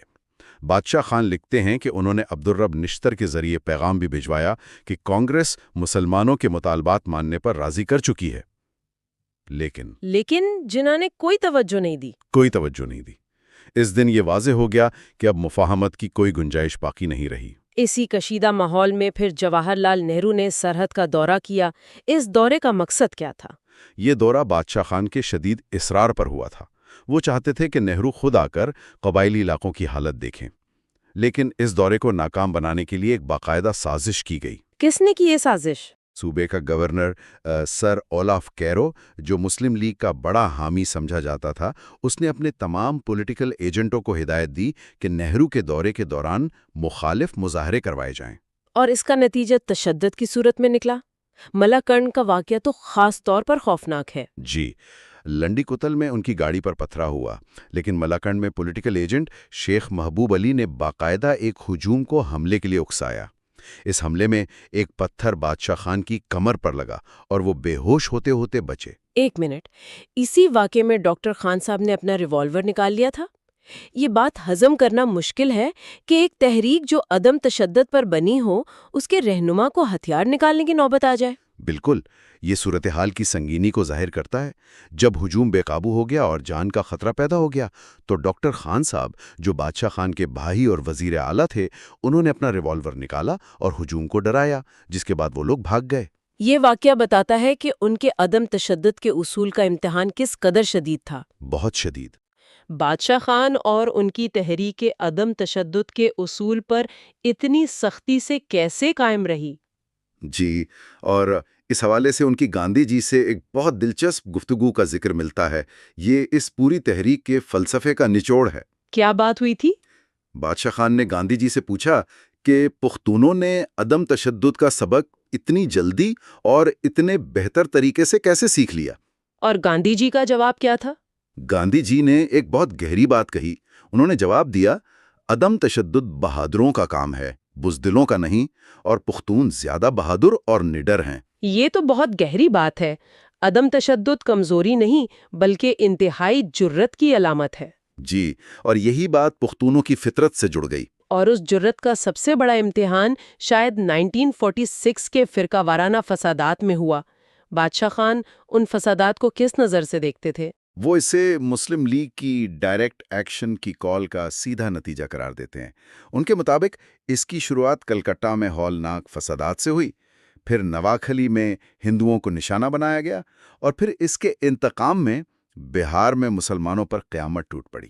اور بہار کے ان فسادات کے بعد بادشاہ خان نے کیا کردار ادا کیا؟ وہ سیاست چھوڑ کر فوراً بہار پہنچے تاکہ مسلمان متاثرین کی مدد اور بحالی کا کام منظم کر سکیں۔ وہ لکھتے ہیں کہ انہیں یہ دیکھ کر شدید دکھ ہوا کہ مسلم لیگ کے رہنما متاثرین کی مدد کرنے کے بجائے انہیں بنگال ہجرت کرنے پر اکسا رہے تھے، صرف اپنی سیاست چمکانے کے لیے۔ یعنی انسانی جانیں سیاسی مہرے بن چکی تھیں۔ بالکل۔ تو انہوں نے بحالی کا کام کیسے آگے بڑھایا؟ انہوں نے انسانیت کو سیاست پر ترجیح دی۔ انہوں نے خود گاندھی جی کو خط لکھا، جو اس وقت نواکھلی میں تھے۔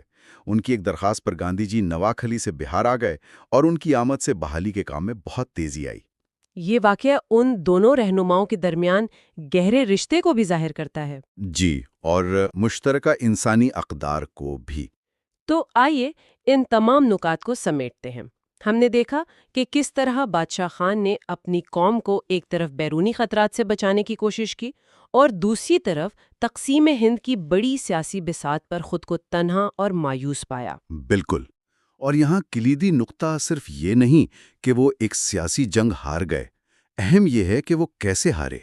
وہ اپنے ہی اتحادیوں کے ہاتھوں تنہا چھوڑ دیے گئے، کیونکہ ان کا جو نظریہ تھا، عدم تشدد پر مبنی جامع نظریہ، وہ تقسیم کی سیاست میں فٹ نہیں بیٹھتا تھا۔ آخری تجزیے میں اقتدار کی سیاست مشترکہ اصولوں پر غالب آ گئی۔ جی، ایک واقعی المناک نتیجہ۔ تو ریفرینڈم کا بائیکاٹ ہو گیا، پاکستان بن گیا، اور خدائی خدمتگار خود کو ایک ایسے ملک میں پاتے ہیں جس کا انتخاب انہوں نے اس شکل میں نہیں کیا تھا۔ ظاہر ہے ان کی جدوجہد یہاں ختم نہیں ہوئی۔ ختم نہیں ہوئی، بلکہ اس نے ایک نیا اور شاید پہلے سے بھی زیادہ مشکل رخ اختیار کر لیا۔ اگلی بار ہم اسی پر بات کریں گے کہ 1947 کے بعد پاکستان کے اندر بادشاہ خان اور خدائی خدمتگاروں کو کن نئے چیلنجز کا سامنا کرنا پڑا اور ان کی جدوجہد کی نوعیت کیسے تبدیل ہوئی۔ پچھلی بار جب ہم نے بادشاہ خان کی کتاب میری زندگی اور جدوجہد پر بات ختم کی تھی، تو ہم ان کی زندگی کے ایک خاص موڑ پر کھڑے تھے۔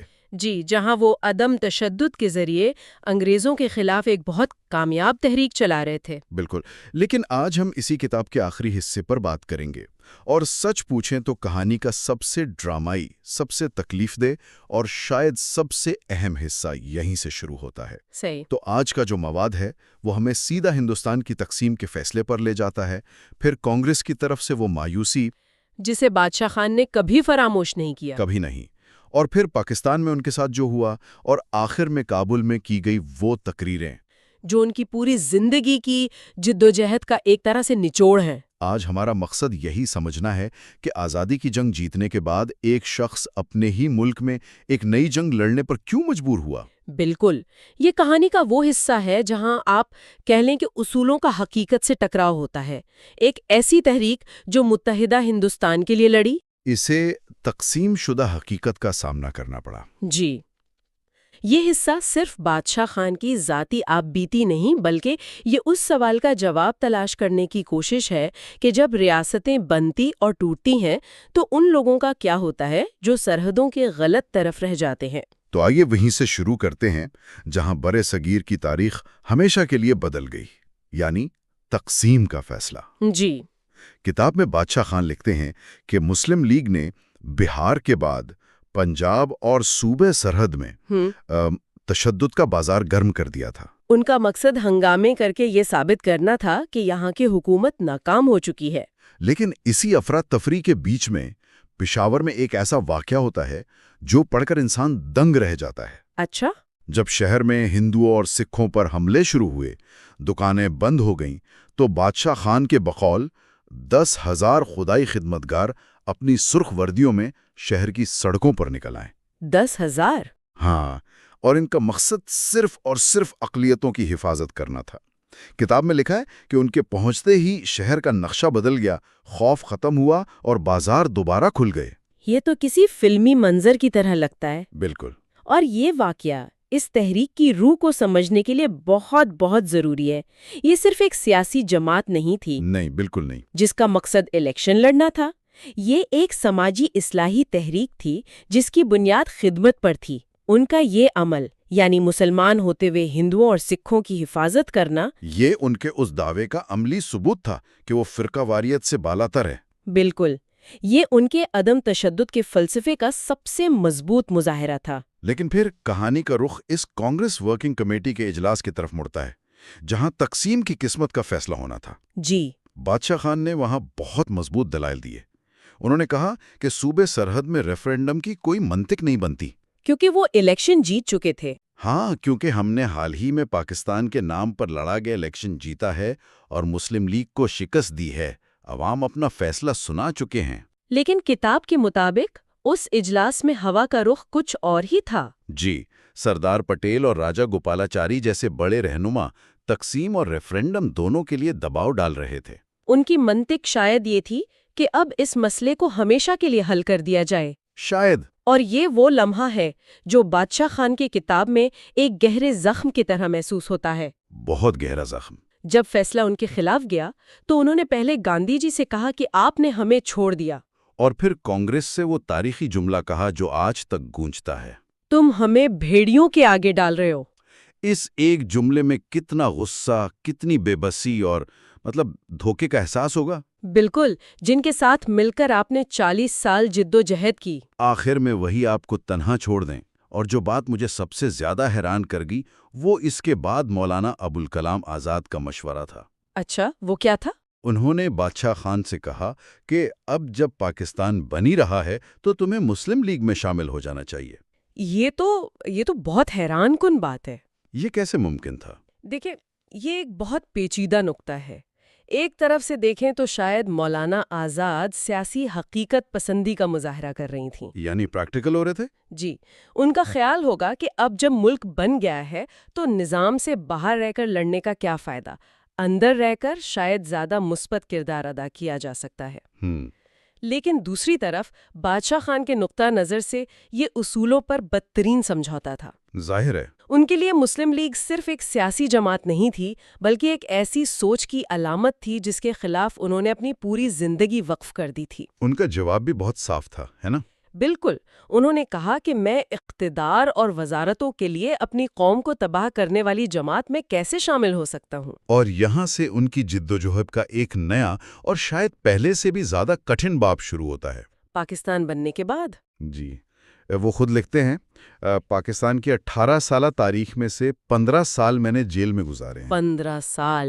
یہ جملہ پڑھ کر انسان سوچ میں پڑ جاتا ہے. اور وہ صرف قید کا ذکر نہیں کرتے، وہ اس کا موازنہ کرتے ہیں. کتاب کا یہ حصہ پڑھنا واقعی بہت تکلیف دہ ہے. وہ کہتے ہیں کہ انگریز ایک غیر ملکی قابض قوت تھا، لیکن اس نے بھی وہ سلوک نہیں کیا جو اپنوں نے کیا. بالکل. وہ 3 بڑے فرق بتاتے ہیں جو رونگٹے کھڑے کر دیتے ہیں. پہلا، انگریزوں نے کبھی ہمارے گھر نہیں لوٹے. دوسرا، انگریزوں نے جلسوں اور اخبارات پر پابندی نہیں لگائی. اور تیسرا، جو سب سے سنگین الزام ہے، وہ یہ کہ انگریزوں نے کبھی پشتون خواتین کی بے حرمتی نہیں کی لیکن پاکستان کی حکومت نہیں کیا. یہ ایک بہت بہت بڑا الزام ہے. اور وہ اپنی کتاب میں یہ لگا رہے ہیں. اور اسی سلسلے میں وہ 4 صدا کے ایک واقعے کا ذکر کرتے ہیں جو ان الزامات کو ایک ٹھوس شکل دیتا ہے. جی، وہ قرآن والے واقعے کا. ہاں، وہ لکھتے ہیں کہ ایک پرامن جلوس جس میں مرد اور عورتیں اپنے سروں پر قرآن اٹھائے ہوئے تھے، ان پر مشین گنوں سے فائرنگ کی گئی. اور وہ کہتے ہیں کہ اس فائرنگ میں قرآن کے نسخے تک چھلنی ہو گئے. اب دیکھیں، جب ایک نئی ریاست اپنے ہی شہریوں پر جو اس کے سب سے مقدس کتاب کو اٹھائے ہوئے ہوں گولی چلائیں تو یہ صرف قانون نافذ کرنے کا معاملہ نہیں رہتا. بالکل، یہ ریاست کی اخلاقی ساکھ کا سوال بن جاتا ہے. یہ واقعہ خدائی خدمتگار تحریک کے لیے ایک نہ بھرنے والا زخم بن گیا. اور جیل کے اندر کے حالات بھی کچھ کم نہیں تھے. جی، وہ لکھتے ہیں کہ ان کے سیل میں رات بھر تیز روشنی جلائی جاتی تھی تاکہ وہ سو نہ سکیں. حیدرآباد سندھ کی جیل میں انہیں قید تنہائی میں رکھا گیا جہاں نہ کوئی ملنے آ سکتا تھا نہ بات کر سکتا تھا. اور وہاں کی شدید گرمی اور نامناسب حالات کی وجہ سے ان کے گردے خراب ہو گئے. لیکن ان کے بقول جیلر نے علاج کی پرواہ تک نہیں کی. تو کیا اس سب کا مقصد صرف ایک شخص کو توڑنا تھا یا اس کے پیچھے کوئی بڑی حکمت عملی تھی؟ یہ بہت اہم سوال ہے. یہ صرف ایک فرد یعنی بادشاہ خان کی کہانی نہیں ہے. یہ ایک پوری سیاسی تحریک کو جڑ سے اکھاڑنے کی ریاستی حکمت عملی کا بیان ہے. مطلب ان کی قید دراصل خدائی خدمتگار تحریک کے نظریے کی قید تھی. صحیح. نئی بننے والی ریاستیں اکثر اپنی قومی شناخت کی ایک بہت تنگ تعریف قائم کرتی ہیں اور جو بھی اس تعریف سے باہر ہوتا ہے اسے دشمن سمجھا جاتا ہے. اور بادشاہ خان اور ان کی تحریک جو ایک متحدہ سیکولر ہندوستان کی حامی تھیں وہ پاکستان کے نظریاتی ڈھانچے میں فٹ نہیں بیٹھتی تھی. اسی لیے انہیں دبانا ریاست کی بقا کے لیے ضروری سمجھا گیا. اتنی قید و بند اور مایوسی ایک شخص کو توڑ سکتی تھی لیکن بادشاہ خان نے اس تجربے کو اپنی سوچ کو مزید نکھارنے کے لیے استعمال کیا۔ اور اس سوچ کا نچوڑ ہمیں کابل میں کی گئی ان کی تقاریر میں ملتا ہے۔ جی، جو ان کی زندگی کے آخری دور کی عکاسی کرتی ہیں۔ ان تقریروں میں کچھ موضوعات بار بار ابھر کر سامنے آتے ہیں۔ ایک تو اپنی ہی قوم پر ایک گہری بے لاگ تنقید ہے۔ جی، وہ اپنی تقریروں میں بار بار یہ سوال پوچھتی ہیں کہ دنیا کی دوسری قومیں کامیاب ہوئیں، پشتون کیوں نہیں؟ اور پھر وہ خود ہی اس کا جواب دیتے ہیں۔ وہ کہتی ہیں کہ ہم میں قربانی اور ایک مشترکہ نظریے کی کمی ہے، اور پھر وہ اس کمزوری کی نشاندہی کرتی ہیں جسے وہ سب سے بڑا مسئلہ سمجھتی ہیں: پیسے کا لالچ۔ ان کا وہ مشہور جملہ ہے کہ پشتون گولی اور بم سے نہیں ڈرتا، لیکن پیسے کا مقابلہ نہیں کر سکتا۔ یہ صرف ایک سیاسی نعرہ نہیں، یہ ایک گہری سماجی تشخیص ہے۔ اور اسی تنقید کو وہ اس وقت کے حکمران ایوب خان پر بھی لاگو کرتے ہیں۔ جی، وہ کہتی ہیں کہ ایوب خان پشتون تو ہے، لیکن وہ غیروں کے ہاتھ میں کھیل رہا ہے۔ ان کا ایک اقتباس ہے جو آج بھی بہت متعلقہ لگتا ہے: ایوب خان غیروں کو اپنا نہیں بنا سکتا، لیکن اپنوں کو غیر ضرور بنا رہا ہے۔ یہ ایک لیڈر پر کتنا بڑا تبصرہ ہے کہ وہ اپنی قوم کو جوڑنے کے بجائے توڑ رہا ہے۔ بالکل۔ اور ان کی تنقید کے ساتھ ساتھ ان تقریروں میں ایک غیر متزلزل امید بھی نظر آتی ہے۔ وہ مایوس نہیں ہے۔ وہ کنویں کے پہیے والی مثال ہے نا؟ جی، ایک تقریر میں وہ کنویں کے پہیے اور اس سے بندھے دو ڈولوں کی مثال دیتی ہیں۔ وہ کہتی ہیں کہ قوموں کی تقدیر بھی ایسی ہی ہے، ایک ڈول نیچے جاتا ہے تو دوسرا پانی سے بھر کر اوپر آتا ہے۔ اور وہ اپنی قوم کو یقین دلاتے ہیں کہ اب ہمارا خالی ڈول بھرنے اور اوپر آنے کا وقت ہے۔ یہ اس شخص کا یقین ہے جو اپنی زندگی کے 15 سال جیل میں گزار چکا ہے۔ اور اسی امید کے ساتھ وہ مذہب اور ایمان کی ایک نئی تشریح پیش کرتے ہیں، خاص طور پر ان لوگوں کے لیے جب انہیں کافر اور ہندو ایجنٹ کہتے تھے۔ وہ کہتی ہیں کہ ایمان خدا کے بندوں سے محبت کا نام ہے۔ بہت خوبصورت بات ہے۔ ان کے نزدیک مذہب کا مقصد انسانوں کو جوڑنا ہے، توڑنا نہیں۔ وہ کہتی ہیں کہ جو لوگ مذہب کے نام پر نفرت پھیلاتے ہیں وہ نہ اسلام کو سمجھتے ہیں نہ انسانیت کو۔ وہ اس تنگ نظری کو چیلنج کرتی ہیں۔ اور اس بات کو سمجھانے کے لیے وہ ایک ایسی مثال دیتے ہیں جو شاید ان کی پوری تقریر کا سب سے طاقتور حصہ ہے۔ وہ حاضرین سے ایک سوال پوچھتے ہیں۔ اچھا؟ وہ کہتے ہیں کہ فرض کرو ایک پشتون دریا میں ڈوب رہا ہے۔ وہ مدد کے لیے اپنے مسلمان بھائی کو پکارتا ہے، لیکن وہ مدد نہیں کرتا۔ قریب ہی ایک ہندو کھڑا ہے اور وہ اپنا ہاتھ بڑھاتا ہے۔ تو کیا اس ڈوبتے ہوئے پشتون کو وہ ہاتھ پکڑنا چاہیے یا نہیں؟ اور مجمع کیا کہتا ہے؟ کتاب کے مطابق پورے مجمع نے ایک آواز میں جواب دیا: پکڑنا چاہیے۔ واہ، یہ مثال تو ان کے پورے سیاسی فلسفے کا خلاصہ ہے۔ بالکل۔ ان کے لیے انسانی زندگی اور قومی بقا مذہبی اور نسلی تفریق سے بالاتر ہے۔ وہ عملی طور پر یہ کہہ رہی تھیں کہ اگر پاکستان، جو ایک مسلمان ملک کہلاتا ہے، پشتونوں کو ان کے حقوق اور شناخت نہیں دیتا تو انہیں اپنے حقوق کے حصول کے لیے کسی سے بھی مدد لینے کا حق حاصل ہے، چاہے وہ افغانستان ہو یا کوئی اور۔ یہ ایک بہت جرأت مندانہ سیاسی موقف تھا۔ اور آخر میں وہ اپنی جدوجہد کے حتمی مقصد کو بہت واضح الفاظ میں بیان کرتے ہیں۔ وہ تاریخی پشتون رہنماؤں کا حوالہ دیتے ہیں: میرویس خان اور احمد شاہ بابا کا۔ اس سرزمین پر غیروں نے جھنڈے گاڑ دیے ہیں۔ یہاں وہ قومی شناخت کے بحران پر بات کرتے ہیں۔ بالکل۔ وہ کہتی ہیں کہ جب میں افغانستان میں کسی سے پوچھتی ہوں کہ تم کون ہو، تو کوئی کہتا ہے میں ہزارہ ہوں، کوئی کہتا ہے میں ترکمان ہوں، اور کوئی پشتون۔ جبکہ ایک امریکی سے پوچھو تو وہ صرف یہ کہتا ہے کہ میں امریکی ہوں۔ یہی قومی اتحاد پر ایک بہت بڑا سبق ہے۔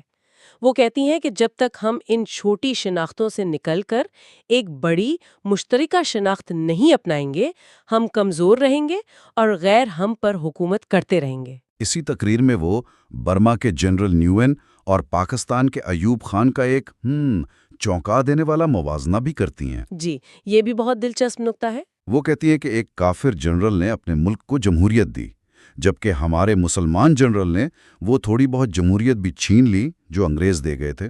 یہ براہ راست اس دلیل پر حملہ ہے کہ حکمران کا مسلمان ہونا ہی ملک کی بھلائی کے لیے کافی ہے۔ اور پھر وہ اپنا حتمی مطالبہ پیش کرتے ہیں جسے پشتونستان کا مقدمہ کہا جا سکتا ہے، لیکن اتنے سادہ الفاظ میں کہ کوئی بھی سمجھ جائے۔ وہ کیا کہتے ہیں؟ وہ کہتے ہیں ہم 5 بھائی ہیں: پنجابی، سندھی، بنگالی، بلوچی اور پشتون۔